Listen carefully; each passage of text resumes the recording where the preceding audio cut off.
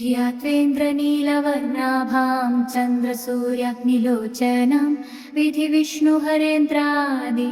मातृभैरवसेवितां ज्वलन्मणिगणप्रोक्तमकुटामाविलम्बिताम् अस्त्रशस्त्राणि सर्वाणि तत्तत्कार्योचितानि च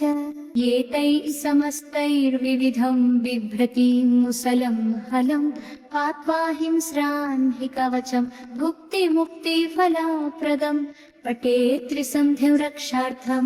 घोरशत्रुनिवृत्तिदं वार्ताली मे शिरः पातु घोराहि फालमुत्तमम्।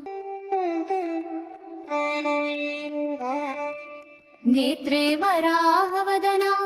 पातु कर्णौ तथाञ्जनि घ्राणं मे रुन्धिनी पातु मुखं मे पातु जम्भिनी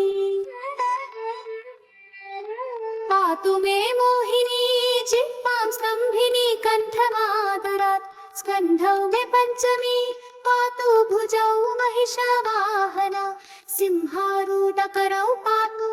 कुचौ कृष्णं मृगाञ्चिता नाभिं च शङ्खिनी पातु पृष्ठदेशे तु चक्रिणी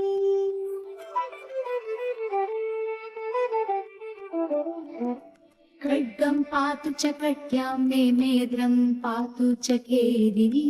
गुदं मे क्रोधिनी पातु जघनं स्तम्भिनी तथा चण्डोच्चण्डश्चोरुयुग्मं जानुनी शत्रुमर्दिनी जङ्घाद्वयं भद्रकाली महाकाली च गुल्फयोः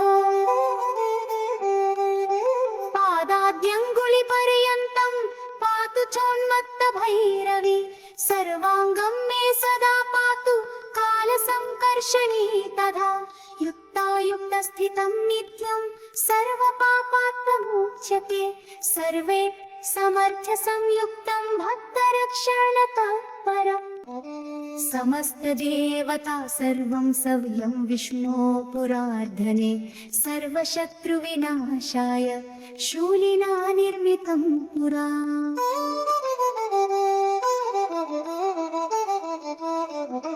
सर्वभक्तजनाश्रित्य सर्वविद्वेषसंहतिः